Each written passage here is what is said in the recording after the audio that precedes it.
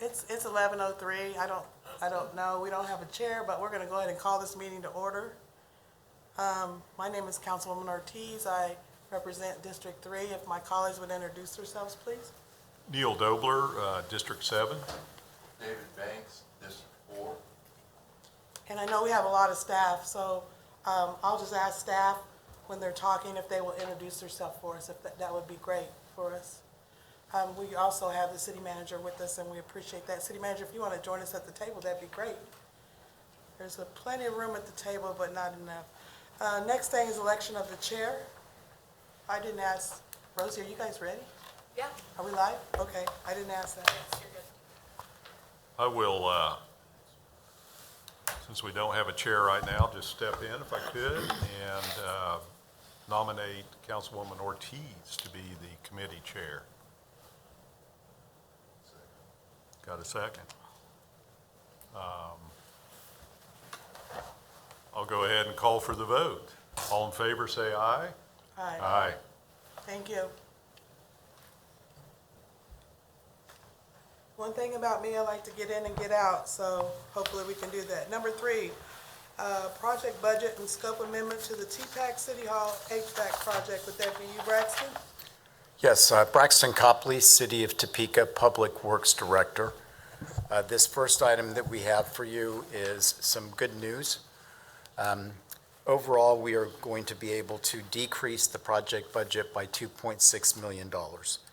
So originally, this project had been approved with a $21.2 million budget. And even with the reduction that we have, we're going to be able to increase the scope to include the last 2 additional HVAC systems that were developed by the consultant. Those were initially not chosen because of cost issues. By adding those 2 systems in, we will be able to get rid of all of the steam piping. We were going to have to leave those old systems in that were steam piping. So this is going to give us a much better product overall in City Hall and TPAC. Additionally, we have run into just numerous environmental remediation issues, and the increase in scope would allow us to address additional issues relative to asbestos, copper, and mold that we've been running into in this project. Finally, the last 2 items will be able to replace the chilled water piping, which has an advanced level of corrosion. And obviously, we're going to do that as needed, and it's not just going to be a wholesale replacement, but we have budgeted for the worst case, which would be if we had to replace all of it. And then finally, we have, in working with IT, have identified that there is currently some low voltage wiring that is running through the plenum. Unfortunately, that low voltage wiring is not rated to be in a plenum. And so we're looking at finding an alternate route for that, but we do need to do some upgrades in terms of low voltage wiring for our IT needs. And with that, I will stand for any questions that you have. Madam Are there Chair. any questions? Councilman Neil Dobler. Thank you, Madam Chair. So Braxton,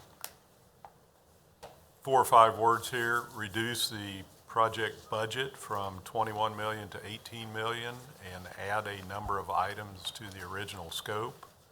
Correct. Without deleting anything from the original scope? Correct. Fantastic. Move approval. Okay. Councilman Banks, do you have anything to add? No. Okay, it's been moved in. Is there any other questions? Anything you'd like to add, City Manager? Okay, it's been moved and seconded. All in favor, say aye. Aye. It's been unanimously 3-0. Liz? Firm update, and who would that be? That would be me. And if we have any specific questions, I have Deputy Director Tryon here to answer those. We, as part of our ongoing practice of being as transparent as possible with the firm, which is the Facilities Improvement Reservation and Maintenance, we want to identify for you where we are. As the committee will remember, there was a motion made during the adoption of the CIP to actually cash fund and remove this from the CIP. So we do not have the same strictures that we do on other CIP projects where we have to come back for your approval and anything over $250,000. Just want to point out that there was an emergency gas line replacement that was for $9,350.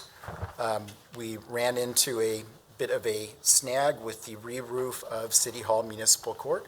Under the current edition of the International Building Code, you're not allowed to have more than 2 layers of a roof membrane on a roof.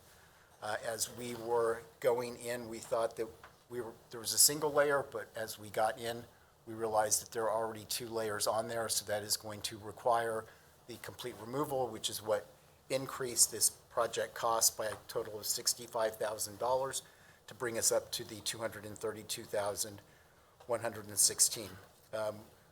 We also plan to move forward with the remodel of Fire Station Number 9, $868,000.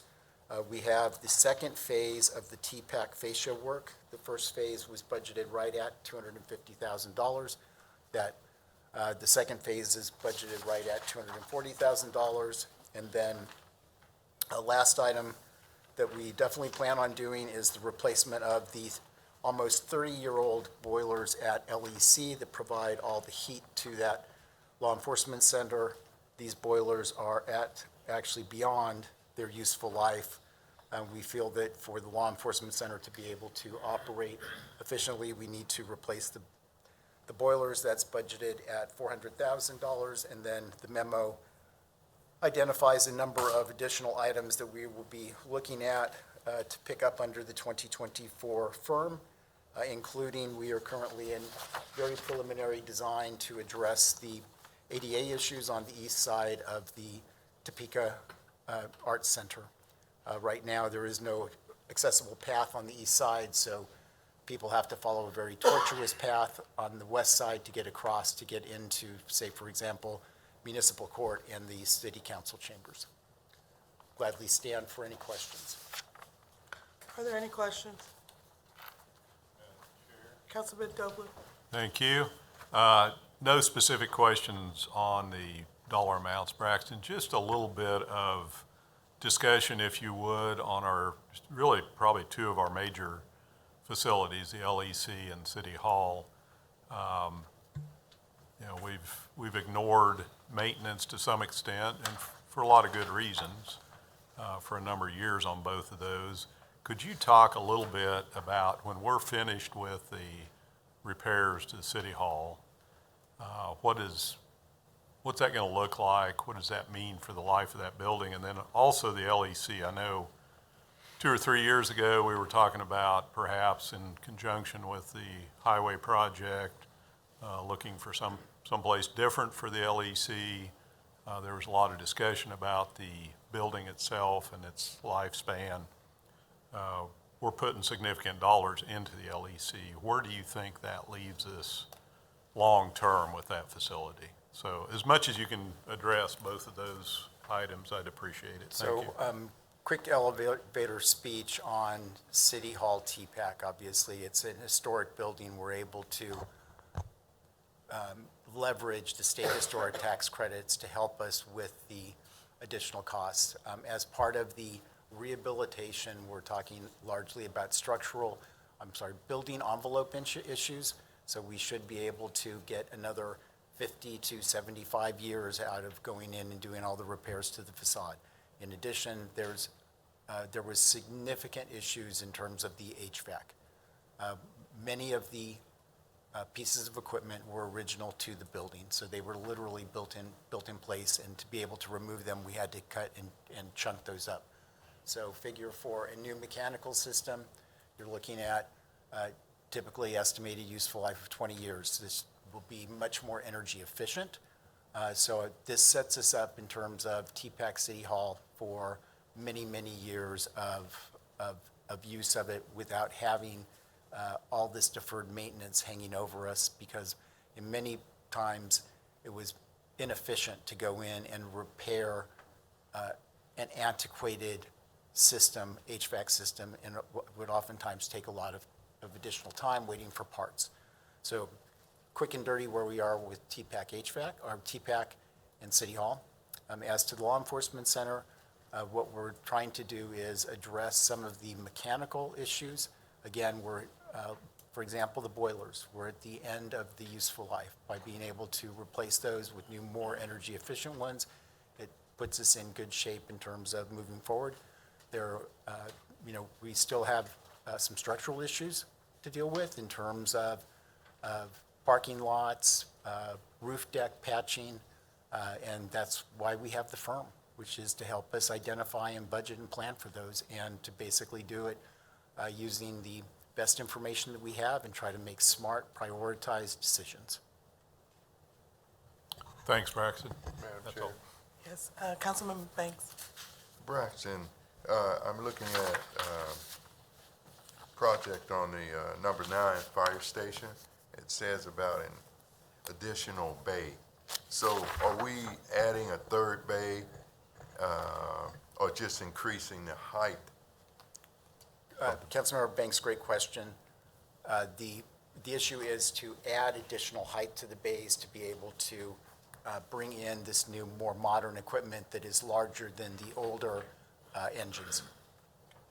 Having been stationed there for many, many years, definitely the improvements would be welcomed, I'm sure. We look forward to giving you a tour once we've gotten the rehabilitation done. Okay, thank you. Thank you, Madam. Yep. I'm looking at the remodel of Fire Station 9. You know, when we remodeled, I just have to say this, when we remodeled, and these are long and overdue, Fire Station 3, we put that big old island in there. That was like overkill. I hope we're not doing that in any other fire station. Duly And noted. I know you weren't in charge then, but it's overkill. They don't even use half of it, but it was conveyed to me, so when they had different functions, they could spread food and stuff out. They don't need that. I think they took away a lot of the living quarters if they would have shortened that. So I would hope that you would look at that, Braxton. Duly noted, and we will engage fire in that conversation. Okay, okay. Also, on the TPAC, I think that's long and overdue, the ADHD ramp there. So I'm glad to see that at TPAC. The boilers, we've been patching up for years, so I know there's a couple of times we had to meet in the basement of TPAC because of boilers and different things. So good to see this list. Also with Fire Station 10 and 11. So on Fire Station 4 and 6 is the only thing that is that just a replacement, or is that just part of that phase for the window replacements? I will let Deputy Director Tryon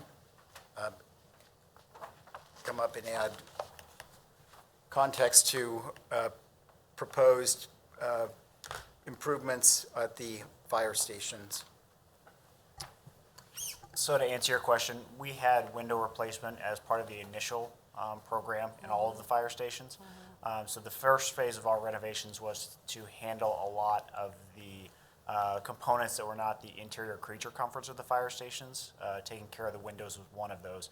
When we initially bid that project, the cost for those two stations, because of their uniqueness and the historical nature, caused them to be significantly different than the rest of the project. So what we did is we split some of the stations into one bid package, and then fire stations 4 and 6 were removed because of their uniqueness. They will be a separate bid package in order to get the most efficient use of funds possible.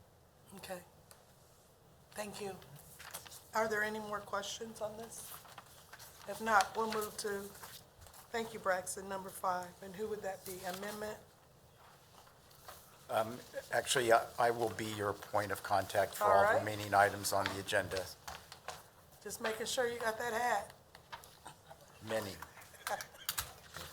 So the next item is an amendment to the existing street preventative maintenance program to add an additional $1 million to the program. Historically, this has been funded at a $2 million level, and this is our micro-surfacing and crack sealing. So back in the old days, pavement management was always done as worst first. Over the last 20 years, that has really transformed, and that is we have identified that it is far less costly to keep your good streets good than to go in and do full-depth reconstruction. So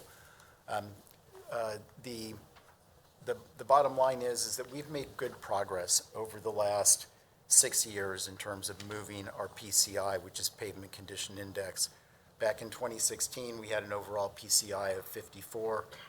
As of the last inventory that we did in 2022, we'd moved that up 13 points to 67. So in addition to the crack sealing and microsurfacing, specifically this additional $1 million is going to go towards UBAS, which is ultra-thin bonded asphalt surface. The pilot project that we did this past summer is over on Kansas Avenue between 29th and 37th. We do have a before and after picture of that we can share with you. In case you haven't driven that or weren't paying attention. So this is the before on that stretch between 29th and 37th. And then after. So UBAS, the ultra-thin bonded asphalt surface, is 5/8 of an inch thick. So it's laid down with a paving machine, as opposed to microsurfacing that's only a 1/4 inch thick, which is really an asphaltic binder with a little bit of aggregate chip in there. So this UBAS product in various towns that we have talked to have had great luck on this in terms of being able to stand the additional wear and tear on arterials. And so that's what we did this project. We were very pleased with it. In advance of the Polk Quincy Viaduct project, where I-70 is going to be closed at McVicker. So we're going to have a tremendous amount of traffic that is going to be diverted down McVicker, and then we'll enter into the city through 6th Street. So part of this program will cover the UBAS treatment of 6th Street from McVicker over to Madison, as well as Madison and Monroe from 6th to 10th, because we know we're going to get a tremendous amount of traffic on those. We want to get that done this summer so that we are in good shape to stand up for the additional wear and tear. And with that, I will gladly stand for any questions over our request to increase this program by $1 million. Are there any questions? Do we need to vote on this? I think Yes. so, move approval. It's been moved Move to second. and seconded. All those in favor, say aye. Aye. Aye, 3-0, thank you. Number 6? This is a amendment to the CIB to basically create a streetlight replacement program. This will be funded out of citywide half-cent sales tax. The ballot question allows for streetlights to be paid for out of citywide half-cent sales tax. Staff has, in the last couple of years, has done a couple of pilot programs of utilizing solar lighting because we don't have to pay for the electricity. Also, we don't have to pay to run conduit and wire to get to those lights. We have a demonstration video in terms of the project that we did out by the Walmart Distribution Center. So you see the solar streetlights at the intersections.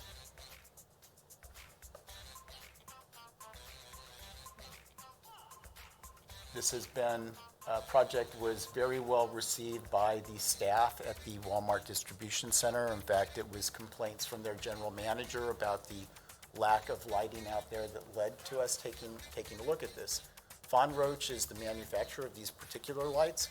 Staff did a tremendous amount of research because 20 years ago, we tried a solar light project that was a failure, quite honestly, because the technology at the time, the batteries were not sufficiently large enough to be able to illuminate the light all night long.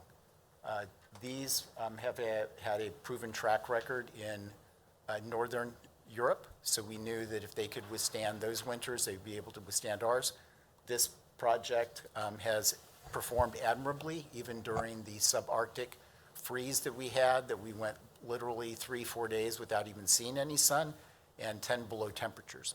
So the intent of this is to provide us with a funding source because we typically lose 10 to 12 lights, poles a year, as well as we currently have a challenge on 6th Street On the north side, we've had our streetlights broken into twice and had all the copper wire stripped out of those, so that corridor is not currently illuminated. This is an area that we think would be ideal for solar-powered streetlights, so we no longer have that copper there that is a target for those thieves.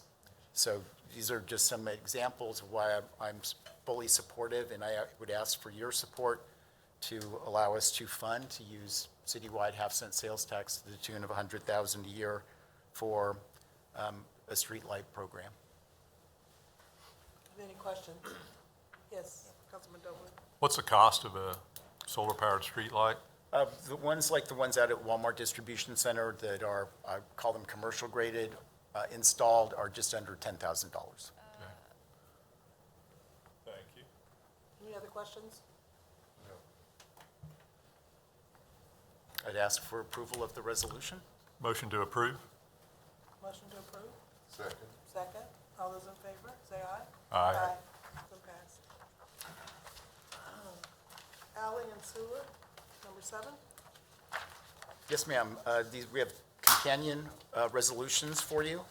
The first is the 1800 block between Southwest Lincoln and Southwest Buchanan. This is actually a 2023 Dreams 2 program.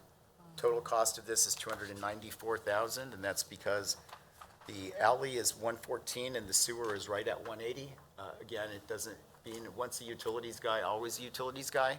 First thing that I ask when we're looking at an alley project is what's the condition of the sanitary sewer underneath it, knowing that in this part of town, likely it's 100-year-old vitrified clay pipe. So that's part one. Part two is the 1900 block between Lincoln and Buchanan. Again, alley and replacing of the sanitary sewer underneath, total project cost of $400,000. I will gladly stand for questions and ask for approval of both of these resolutions. So Braxton,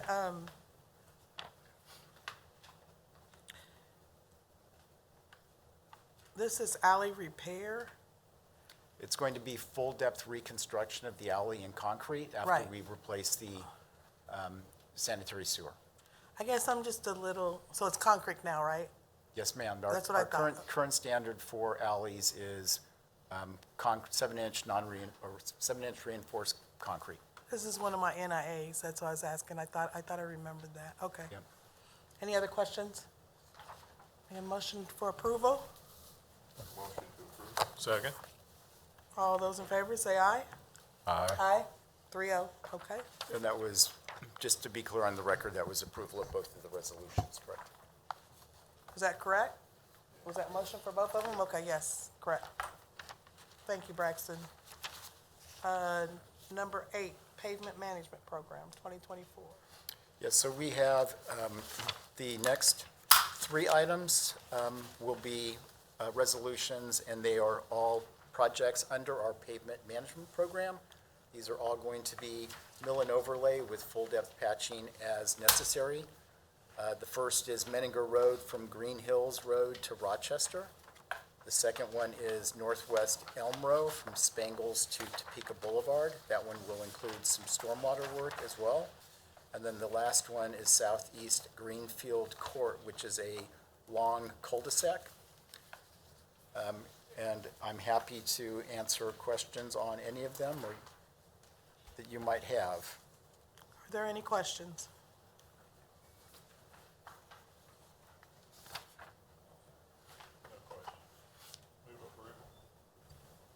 It's been moved. I'm seconded.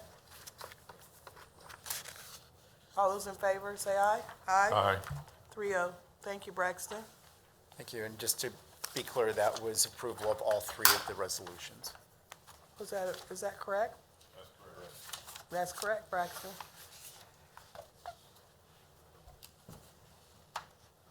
Okay, discussion of the fleet garage. Yes, so at the city council meeting 2 weeks ago, Jason and I provided an overview in terms of where we've been on the fleet garage and the analysis that we've looked at over the last 2 to 3 years. It is our recommendation to move forward with an amendment to the CIP to provide funding for a light-duty fleet garage. The preliminary cost estimate that we have from our architect is right at that $5.5 million range. To date, KDOT has approved $2.4 million.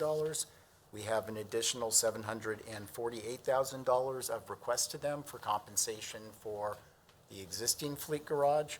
So that leaves a delta in the range of $2.35 million to $3.1 million. We have been talking to finance and have made requests for ending fund balance to be able to cash fund that delta.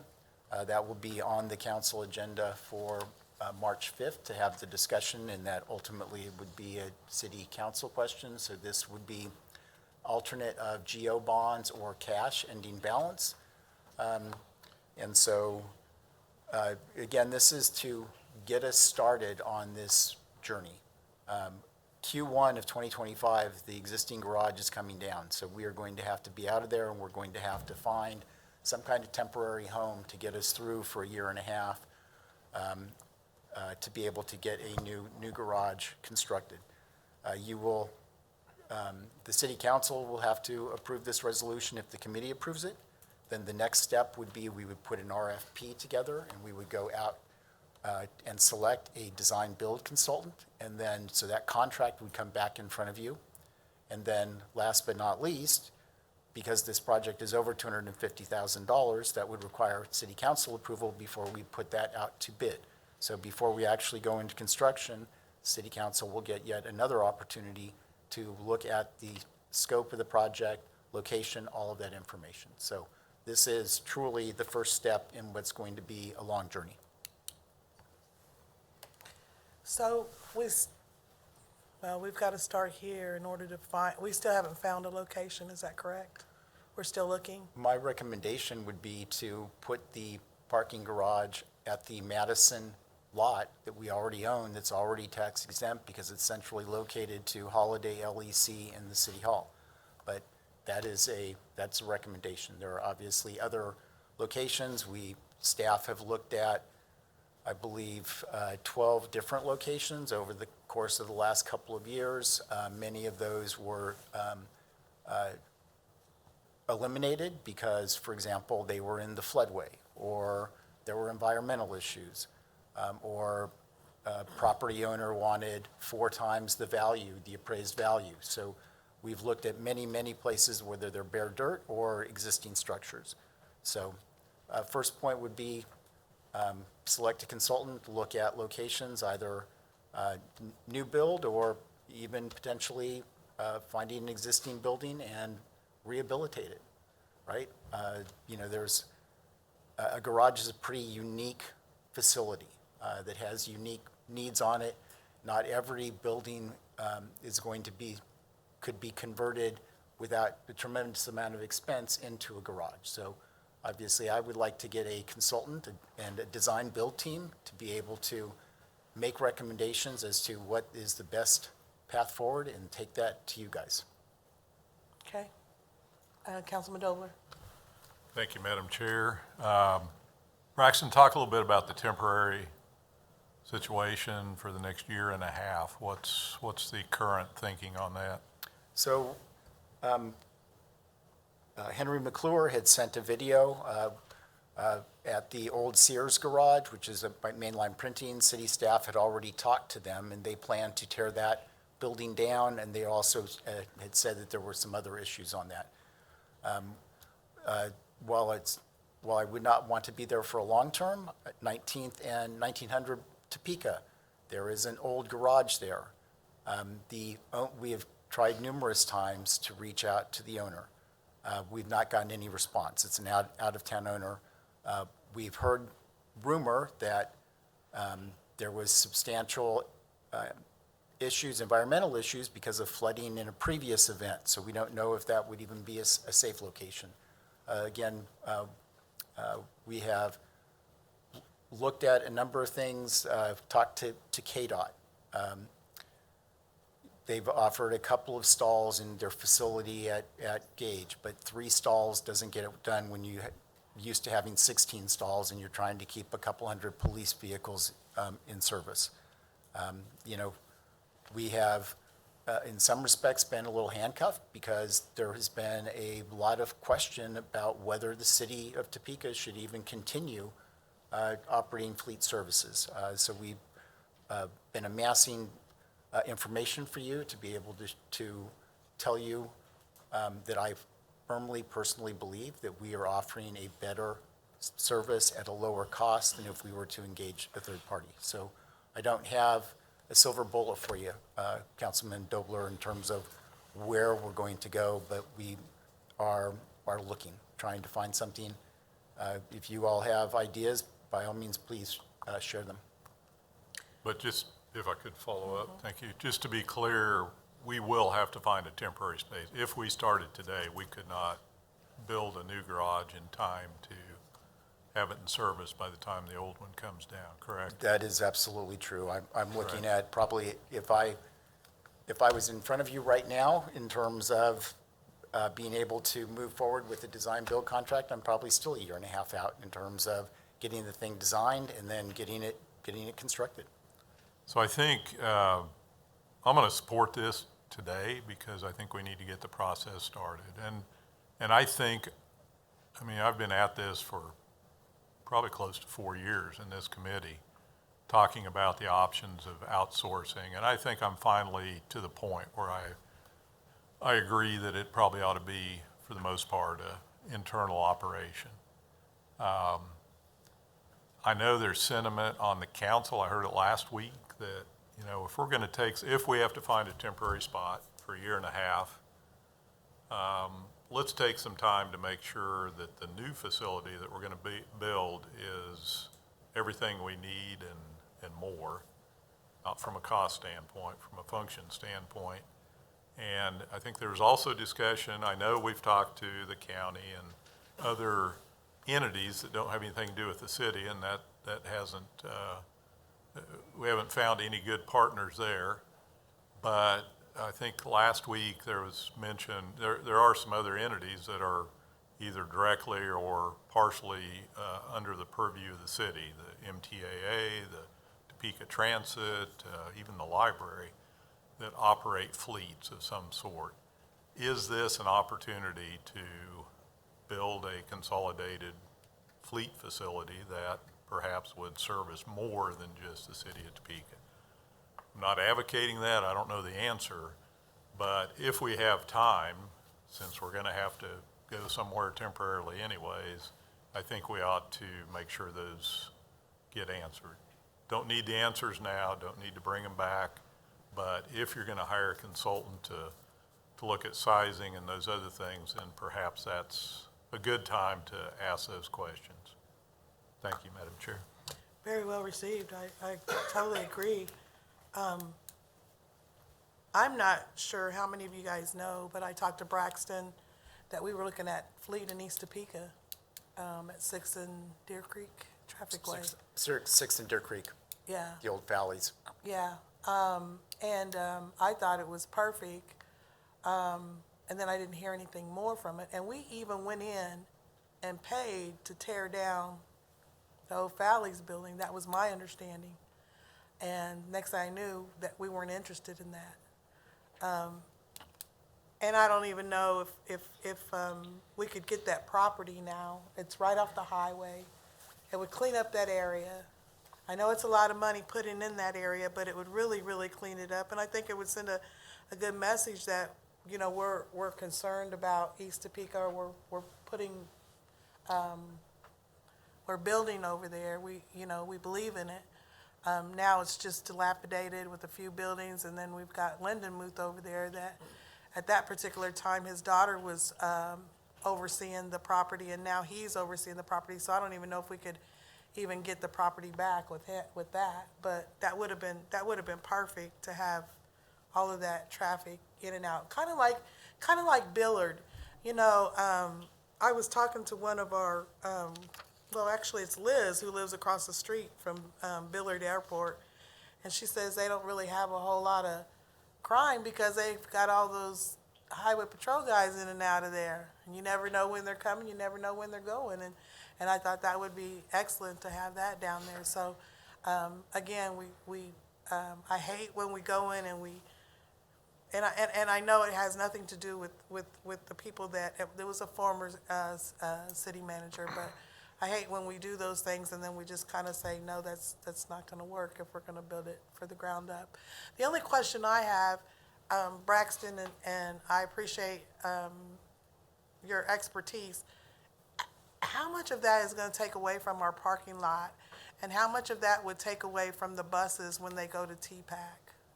So it would absolutely have an impact in terms of where we temporarily park buses. But, there are other potential solutions in terms of looking at other spaces in the city, talking to the Madison Street Apartments, because they don't have a lot of people that are parking in theirs to see if, True. for events, if they would be willing to allow for those buses to stage there, right? Okay, all right. Madam Chairman, will you take public comment? Henry, you are out of line. I'm asking if you take Henry, public comment. you are out of line, and I do not put up with any of that at my meetings. So we are not to that point yet, Okay. but you're out of line, and please do not come and disrupt my meetings, or I'll have you removed. Thank you, because we're trying to take care of business, okay? And My that's, business too, I got you. Henry, that's very disrespectful. I would never come to any of your meetings and be like that. Thank you. Madam Chair. Just a second, and then I would like to know, I just lost my train of thought. Go ahead, Councilman Banks. Braxton, just for the sake of understanding the cost effectiveness of assuming a temporary placement for our garage, the Sears building, I heard you mention that a little bit. Could you talk a little bit about why it would not work for us, or why it might be something that we could consider depending on what our situation would be? If I could ask Deputy Director Tryon, who actually met on site with the owners of Mainline Printing and toured that facility and had the conversation with them, I believe he'll be the best person to answer those questions. Councilman Banks. So we would be willing to explore any temporary facilities that would be suitable for us. The meeting that we had with the owners of that property last summer, we had expressed interest specifically in that location, and were told at that time that leasing that facility didn't fit into their long-term plans. So that was the last conversation we had with them. We explored some other potential properties, but if their plans or their timeline has changed, we would absolutely be willing to entertain that if that's going to be a cost-effective solution as a temporary location. Okay. Thank you so much. Thank you, Braxton. Thank you, Madam Chair. Well, I lost my train of thought. Is there any, yeah, probably. Is there any other discussion from the, committee? So, Chair, Yes, I just want you to know, ever since I've been here, this has been a topic on the agenda. When I support what the Public Works Director is asking you, and I don't come to that lightly. And I think the important thing for the public to remember is that this is a building that you're going to take your time to build it. You're going to build it right to today's standards, and hopefully you will also build it so it can accommodate unknown technology to some extent. It's a building that you're going to have at least 2 generations and maybe even 3 generations. So I think it's time to get it done. I appreciate you asking the questions. Madam Chair. and that's what I was gonna say. I support in-house, I do. I think it's very important, and I think we have control of what we can, put first and put last, and what's important to us. And I think that's very, very, very important. So I do support in-house. And the police chief and fire chief are also very supportive of keeping these Right. services in-house, where they have control over that in terms of being able to turn on a dime and prioritize to be able to get their equipment fixed and get it back on the road for life safety. And that's why I say that, Braxton, because when I first come on in 2005, we had a police car that you hit the brakes and it died. around every corner. We can't have that. We can't have that. So I do support that. Councilman Dobler. Thank you, Madam Chair. Given the fact that this is going to go in front of the city council for discussion and vote, and then a contract at some point will come back to this committee and then the council, or just the council, either way is fine. I'm going to go ahead, as I mentioned, support this. We need to get this rolling, allow you to select the professionals out there that can give us further guidance. So I would move approval. It's been moved and seconded. All those in favor, say aye. Aye. Aye. That's 3-0. Are there other items? Nothing else from Public Works, Nothing else? Madam Chair. Well, you wear all the hats. Is there any other thing? Okay, Mr. Dobler, Councilman Dobler. Thank you, Madam Chair. And I did ask Braxton and Public Works for just a brief overview. We've had a lot of discussion via public comments over the last several months about Topeka Boulevard, the condition of Yeah. Topeka Boulevard. I've asked some questions myself and didn't really understand the projects that are in place. So just ask Braxton for a brief overview of our approach to Topeka Boulevard, and then I think maybe more discussion, more in-depth discussion at the next meeting might be in order. So Braxton? Yep, happy to. So we are currently in design right now for a project on Topeka Boulevard from 21st to 29th. We plan to get that out to bid at the end of this month, end of March. Plan to get that out into bid for the summer construction season. That will involve the full-depth reconstruction of Topeka and 21st, which will require a full closure to do that reconstruction because we also have a water line that needs to be stick-built through that going west to east. And then from south of 21st Street down through 29th, that will be mill and overlay with full-depth patching and some additional curb and gutter. And so that is planned for the construction season of 2024. Then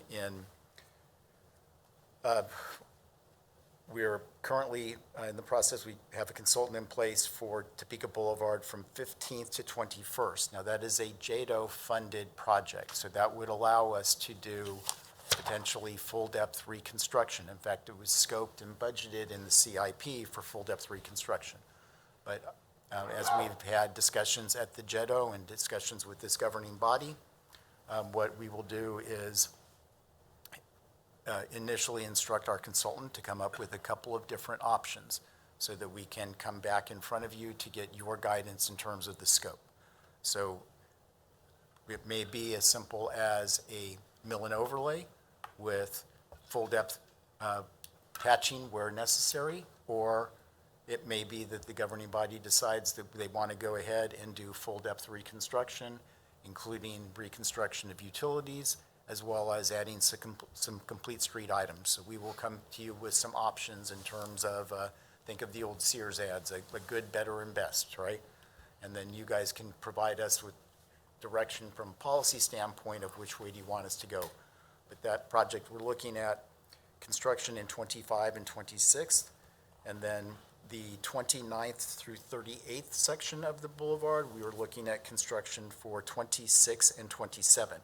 Now that is going to be a mill and overlay project, so the majority of it that we will get done in 2026, but the intersection at 37th and the intersection at 29th, I want to do is full-depth reconstruction in concrete because of the turning movements and the large trucks that we have on there.